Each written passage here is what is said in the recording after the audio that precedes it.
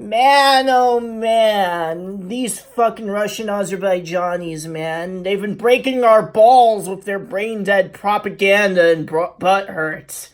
Just because a foreign dynasty rules over a majority population of another country that the ruling class isn't part of, that doesn't mean that the entire genetic profile of the pre-existing population changes or gets wiped out.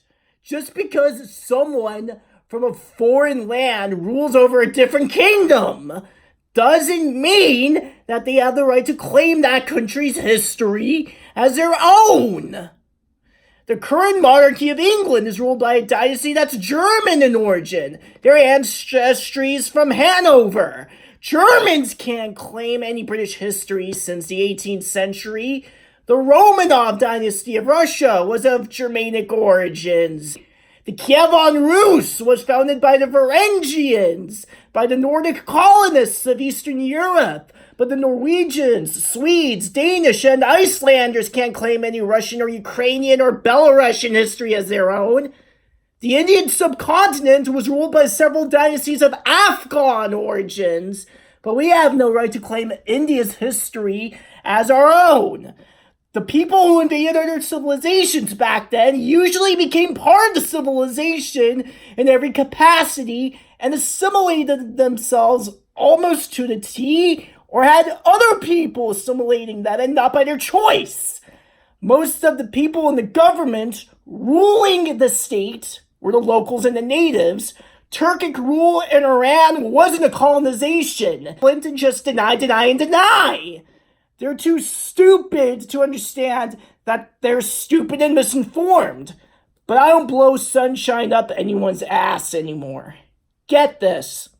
We have samples from the Iron Age in Iran, and they cluster fairly close with modern-day Iranians. We also have Bronze Age samples from modern-day Iran, which cluster in the vicinity of modern-day Iranians, too. We have samples from the 1500s in Iran, during the supposed apex of Safavid Turkic rule in Iran, that also clusters with contemporary Iranians, proving the genetic continuity in Iran since the Iron Age. Mongolian, Arab, as well as Turkic admixture in Iran is extremely limited, exceeding no more than 5 to 10% on average. Azerbaijanis just speak a Turkic language, and I speak English. Does that make me an Anglo-Saxon? 7 to 10% of their ancestry from that source, but that only confirms that the Turkification of northwestern Iran actually happened, nothing else.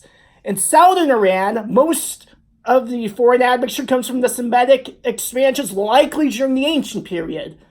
But from the Islamic period, there is no more than 2 or 3% Semite-related admixture in Iran. So most of our ancestry is native and derived from the BMAC as well as the steppe populations. Most of the foreign admixture exceeds no more than 10%.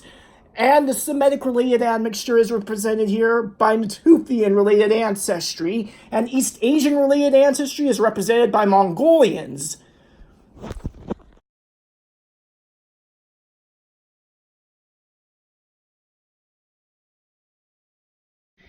In the rest of the Iranian populations, you see 90 to 95% genetic continuity since the Iron Age, and this goes for the population of contemporary Iran. This is for most of the population, not including minorities such as the Baluchis, Arabs in the West, or the Turkmens and some Azeris. What the fuck is Azerbaijan? Some 2-month-long Eurovision meme? We don't owe them anything, neither minority rights, or their advice on how to run our country, or any input at all. We don't need to hear any criticism from this non-historic nation.